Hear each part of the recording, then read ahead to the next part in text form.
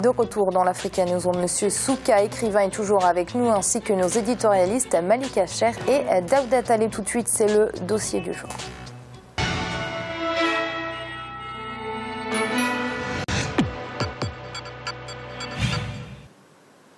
Le Sénégal est l'un des plus gros consommateurs de riz en Afrique de l'Ouest. Le pays reste toutefois dépendant des importations pour satisfaire sa demande en constante augmentation. En 2014, le gouvernement sénégalais a injecté plus de 110 millions d'euros dans la mise en œuvre du programme national d'autosuffisance en riz. Aujourd'hui, plusieurs actions ont été engagées afin d'atteindre cette autosuffisance à l'horizon 2007. Birama Saounera. Au Sénégal, l'agriculture figure en bonne place parmi les priorités du président Macky Sall.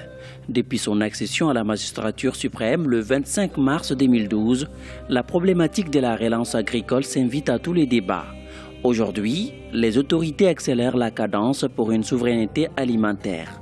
Pour ce faire, le gouvernement sénégalais s'est engagé à atteindre en 2017 l'autosuffisance alimentaire à travers le volet rue du PRACAS, programme d'accélération de la cadence de l'agriculture au Sénégal. Cette ambition consistera à produire 1 600 000 tonnes de riz d'ici à cette échéance avec un financement global de 74 milliards de francs CFA. Aujourd'hui, tous les acteurs de la production des riz sont mobilisés pour la matérialisation de cette ambition. Le gouvernement a pris des mesures fortes comme la création d'un fonds de garantie de 3 milliards de francs CFA et d'un fonds de commercialisation de 5 milliards de francs CFA. Pour atteindre l'autosuffisance en riz en 2017, le gouvernement reste optimiste malgré les réserves de certains producteurs. L'autosuffisance en riz au Sénégal, projet réaliste ou utopique, tous les acteurs concernés sont-ils impliqués dans la réalisation de cet ambitieux programme d'autosuffisance en riz à l'horizon 2017? Le Sénégal en marche vers l'autosuffisance en riz. La consommation de cette denrée a fortement augmenté ces dernières années du fait de la croissance démographique et de l'urbanisation de la population. Les Sénégalais consomment en moyenne 1 million de tonnes de riz blanc par an. La production locale reste très faible pour couvrir correctement ses besoins. Aujourd'hui, le gouvernement opte pour l'autosuffisance en riz à travers les riz paddy d'ici à 2017. Dans cet objectif, le Sénégal doit produire environ 1 600 000 tonnes de riz paddy en 2017. Et dans ce cadre, le sud du Sénégal, il est attendu des zones pluviales du Sénégal, notamment le sud, la Casamance, le Sénégal oriental et un peu le centre du Sénégal, 40% de contribution, ce qui donne environ 640 000 tonnes. Selon les statistiques du ministère de l'Agriculture, ces 5 dernières années, la production locale était d'environ 302 000 tonnes de riz blanc par an. Pour combler le déficit entre la production locale et les besoins nationaux, le Sénégal fait recours aux importations. Ces importations ne sont pas sans effet sur le déficit de la balance commerciale. En 2008, le prix du riz est monté jusqu'à 300 francs pour le riz non parfumé et jusqu'à plus de 500 francs pour le riz parfumé. Donc vous voyez, le Sénégal n'est pas à l'abri, n'est-ce pas, de ce genre de situation. Et ce qui peut nous mettre à l'abri, c'est de faire de sorte que ce riz-là soit produit localement et que les Sénégalais le consomment. Le Sénégal figure parmi les plus grands importateurs de riz en Afrique de l'Ouest, le deuxième après le Nigeria. Les importations contribuent à hauteur de 80% dans la satisfaction des besoins nationaux en riz. Ces importations proviennent pour la plupart des pays asiatiques. L'autosuffisance en riz, c'est une nécessité pour le Sénégal. Nous pensons pouvoir l'atteindre en 2017. Mais si on ne l'atteignait pas en 2017, il faudra bien l'atteindre un jour. Et le plus tôt sera le mieux. Parce que c'est une question de survie, c'est une question de civilisation. Pouvoir, par exemple, attendre de son bol de riz de midi un riz qui vient de la Thaïlande ou de la Chine, à mon avis, ça n'a pas d'avenir. Pour atteindre l'autosuffisance dans le délai fixé, le gouvernement initie des mécanismes. Il s'agit de moderniser l'équipement agricole dans le monde rural. À cela s'ajoutent des mesures incitatives pour la commercialisation du riz local dans le pays. L'État est en train de vraiment d'apporter des solutions pour régler les problèmes de machinisme agricole, des solutions également pour régler la commercialisation avec l'implication des importateurs, des distributeurs de riz au Sénégal. Du côté du ministère du Commerce, des dispositions sont prises afin d'opérer une meilleure implication de tous les acteurs de la filière riz. Nous sommes en train de mettre en place un dispositif qui intègre tous les acteurs de la chaîne de valeur, notamment les producteurs, les riziers, mais aussi les importateurs, distributeurs. L'objectif, c'est quoi? L'objectif, c'est un peu de créer un redéploiement de l'activité des importateurs qui, jusqu'ici, importaient du riz pour satisfaire les besoins du marché, pour les redéployer vers l'achat du riz local. Au Sénégal, la question de la maîtrise de l'eau constitue un défi majeur dans l'atteinte de cette autosuffisance en riz. La pluviométrie connaît très souvent des aléas. Face à cette situation, des chercheurs ont développé des alternatives. Pour le riz, nous avons des variétés qui sont adaptées à la production irriguée, donc 2 saisons au moins par an. Et dans le cadre de cette autosuffisance en riz, nous comptons au moins assurer les 60% des besoins dans la partie irriguée, qui se trouve au nord mais également au sud avec l'Anambé. Maintenant, il y a une part importante de riz, de riz pluvial. Et c'est là où la recherche doit aussi trouver des espèces qui soient adaptées aux conditions climatiques. Ces dernières années, la qualité du riz local s'est améliorée. Et c'est là, grâce à l'implantation d'unités modernes de transformation dans plusieurs endroits du Sénégal, notamment au nord du pays. Le paddy sénégalais est très bon. Et en termes de rendement, le Sénégal est à un niveau vraiment très appréciable. Peut-être au 4e rang mondial. Donc ça veut dire que les Sénégalais savent faire du riz. Et maintenant, pour la transformation, il faut avoir les équipements qu'il faut. Les meilleurs équipements, on peut les trouver là où ils sont. Et on est capable de faire du riz comme le font les Thaïlandais ou ailleurs. Au-delà du Sénégal, l'autosuffisance en riz demeure un objectif majeur pour plusieurs pays du continent africain. Et c'est là, en dépit des politiques agricoles établies par les dirigeants de ces pays. Nous, en Afrique, nous avons actuellement des terres fertiles. C'est parmi les terres les plus fertiles du monde. Nous avons de l'eau, nous avons une population jeune. Donc nous devons nous organiser, non seulement pour nous nourrir, mais peut-être pour nourrir le reste du monde. Le riz constitue la première denrée alimentaire de près de la moitié de la population mondiale. En Afrique, la recherche dans le domaine de la riziculture a beaucoup évolué, avec des technologies et des innovations ayant un impact positif sur la productivité du riz. Pour plusieurs experts du secteur agricole, l'Afrique pourra atteindre une autosuffisance en riz de l'ordre de 90% d'ici 2020. Une situation qui permettra de renforcer la sécurité alimentaire sur le continent africain. Au Sénégal, le programme national d'autosuffisance en riz d'ici 2017 sera l'instrument politique de la matérialisation de cette ambition. Alors, Monsieur Souka, comme on vient de le voir dans ce reportage, le Sénégal figure parmi les plus grands importateurs de riz en Afrique de l'Ouest et ces importations contribuent à hauteur de 80% dans la satisfaction des besoins des populations. Ça apparaît aujourd'hui comme une nécessité de réduire cette dépendance. Absolument. Il faut savoir que le Sénégal produit du riz, mais a des habitudes d'alimentation et surtout, le riz local n'est pas, peut-être pas apprécié, mais on va d'abord acheter le riz importé et quand il n'y en a plus ou bien quand c'est trop cher, on se rabat sur le riz local. Donc il y a des habitudes. Deuxièmement, je trouve le commentateur un peu optimiste parce que en 2020, on est loin de réaliser l'autosuffisance parce que l'importation, 80% c'est beaucoup, il faut rattraper 80%, c'est énorme. En ce moment, le Sénégal travaille très bien sur la partie de la vallée du fleuve Sénégal.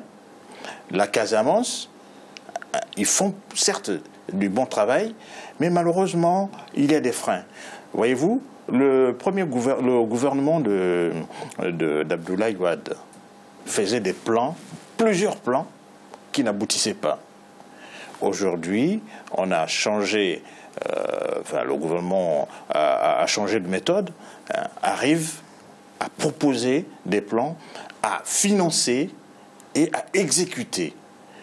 Mais vous allez voir, ça va prendre du temps, parce que moi j'ai l'impression que nous sommes 10-15 ans en arrière, hein, quand j'entends les commentaires tels que le directeur scientifique de la recherche agricole, hein, quand il parle, on a l'impression que nous sommes en 1980 ou 1970. On est en 2015. En 2015, nous n'avons pas progressé. Vous avez vu le cheval tracter la charrue tout à l'heure. De l'autre côté, les Chinois, les Thaïlandais poussent leur production et nous allons difficilement concurrencer. Alors, Daouda, M. Souka vient de mettre en lumière quelque chose de très important, c'est la modernisation du matériel et des techniques agricoles, parce qu'atteindre l'autosuffisance, c'est produire plus, et qui dit produire plus, dit devenir vraiment rentable, c'est difficile avec un matériel archaïque, et des techniques qui datent de plusieurs années. Oui, tout à fait. Je pense que ce serait utopique d'avoir cette ambition politique sans investir dans le matériel agricole. Mais ça, c'est prévu parce que si vous avez, dans le reportage, on parle d'un fonds de garantie. En fait, le but de ce fonds de garantie dédié à l'autosuffisance alimentaire, c'est justement pour permettre aux agriculteurs d'acquérir du matériel plus moderne afin de pouvoir produire de façon exponentielle, on va dire. Et donc, c'est à ça que sert ce fonds de garantie. Donc, je pense que le gouvernement sénégalais donne des réponses au fait que le matériel utilisé est complètement obsolète, c'est le b.a.-ba même de l'agriculture. Donc là, le but, c'est vraiment de renouveler ce matériel. Et en plus, il y a des avantages qui sont donnés aux agriculteurs qui veulent acheter du nouveau matériel. Donc à ce niveau-là, maintenant, est-ce que c'est suffisant ou pas, le fonds qui est annoncé, ça c'est une autre question. Il y a plus de 110 millions d'euros qui ont été injectés dans ce plan d'autosuffisance en riz, mais est-ce que c'est suffisant ? Oui, c'est ça toute la question, Amira. Est-ce que c'est suffisant? Parce que là aussi, c'est trop tôt pour le dire, en fait. C'est juste trop tôt pour le dire. 2017, c'est certes bientôt. Maintenant, ou trop tard, peut-être, pour atteindre l'autosuffisance en 2017. C'est très ambitieux comme politique, en tout cas. Maintenant, bon, l'avenir nous dira si c'est tenable ou pas. Mais d'un point de vue théorique, en tout cas, les outils sont mis en place. Fonds de garantie pour le matériel agricole, un fonds de commercialisation, parce qu'il ne suffit pas de produire, et là vous avez raison, beaucoup de Sénégalais ne mangent pas forcément aujourd'hui même le riz qui est produit au Sénégal, et pas tous en tout cas, et donc il faudrait renverser cette tendance, et pour renverser cette tendance, ce fonds de commercialisation, il va falloir communiquer beaucoup, faciliter la commercialisation du riz qui est produit localement, etc. Donc là-dessus, je peux vous répondre ça sur cette question, mais au-delà d'un point de vue organisationnel, on va dire, il faut aussi changer les méthodes, parce que on sait très bien que le pluvial est plus important dans la production du riz, 60% en pluvial, 40% en saison hors riz, etc. Voilà, exactement. Et donc là, il faut renverser cette tendance, en tout cas, peut-être pas renverser, mais en tout cas hors. Dans les périodes où il pleut moins, il faut arriver aussi à produire pour pouvoir tenir ça. Sinon, l'objectif ne sera jamais atteint. D'un autre côté également, il faut délaisser la monoculture. Vous avez la région du centre du Sénégal qui produit historiquement de l'arachide, du mil, etc. Le riz est assigné au nord du Sénégal, donc la vallée, et aussi un peu au sud, vers la Casamance. Il faudrait aussi pouvoir même produire dans des zones qui ne sont pas des zones de production risicole à la base, puisque qui veut doubler la production en riz, exemple, doit aussi doubler les surfaces. Toute proportion, si on reste dans les mêmes proportions. Donc ça, c'est autant de questions, mais bon, on verra bien si ça va tenir. Alors, Malika, notre invité et Daouda sont pessimistes quant à la tenue de ce délai. C'est vrai que ça paraît très court, on est en 2015-2017, c'est dans moins de 2 ans. Mais ce qui est aussi frappant, c'est que les Sénégalais sont de très gros consommateurs de riz, plus d'1 million de tonnes par an. C'est là que ça va être difficile. Oui, c'est conséquent. Notre invité l'a bien dit, il y a des habitudes qui sont difficiles à remettre en cause. Un Sénégalais, si mon chiffre est bon, c'est 70 kilos par an de riz. C'est l'un des consommateurs les plus importants en Afrique et dans le monde. Le deuxième après le Nigeria d'ailleurs. Les Nigérians consomment beaucoup de riz, mais les Sénégalais viennent en deuxième position. Mais Daouda a bien fait de rappeler qu'il faut poursuivre cette politique d'extension des cultures, parce que vous savez que pour prendre que la vallée du fleuve Sénégal, il n'y a que 120 000 hectares, 120 000 c'est déjà important, mais on pourrait en irriguer 240, le double. Donc il y a cette politique qui doit être menée aussi en amont. Il y a d'autres choses qui doivent être faites pour doubler cette production. En 2 ans, on ne peut pas le faire. C'est très difficile. Je pense que c'est difficile. Il faut aussi avoir cette coopération avec les centres de recherche. L'État aussi doit s'appuyer sur les centres de recherche qui essayent d'améliorer la culture du riz, d'améliorer les intrants, d'améliorer ce qu'on appelle le piquage. Enfin, il y a des choses complexes qui sont quand même menées par l'État sénégalais dans le cadre du PNAR pour permettre justement cette autosuffisance. Le délai est très court, les méthodes ne changeront pas. Pour l'instant, ça va être difficile. Il y a des subventions, comme l'a rappelé Daouda, pour moderniser ce secteur, mais ça va être long. Il faut attendre 5-10 ans pour voir le Sénégal au moins avoir une production suffisante pour faire face à la demande interne. Parce que pour l'instant, vous avez les États-Unis qui arrivent sur le marché sénégalais et qui peuvent exporter comme bon lui semble. Parce que les États-Unis ont un coût de production beaucoup plus bas, notamment grâce à leurs grandes vallées et leurs outils de production. On parle de la vallée du Mississippi, de l'Arkansas. Il y a des grandes vallées, des grandes surfaces agricoles qui sont utilisées aux États-Unis et les Américains profitent de cela aussi. Donc ça ne leur pose pas de problème et ça leur permet toujours d'alimenter le marché sénégalais. Donc là, il y a vraiment une politique à faire et j'espère que cette politique ambitieuse va aboutir. Mais voilà, je me répète un peu, mais il faudra plus de temps que cela. Et c'est l'heure de marquer une nouvelle pause. On se retrouve très vite pour la suite de l'Africa Newsroom. À tout de suite.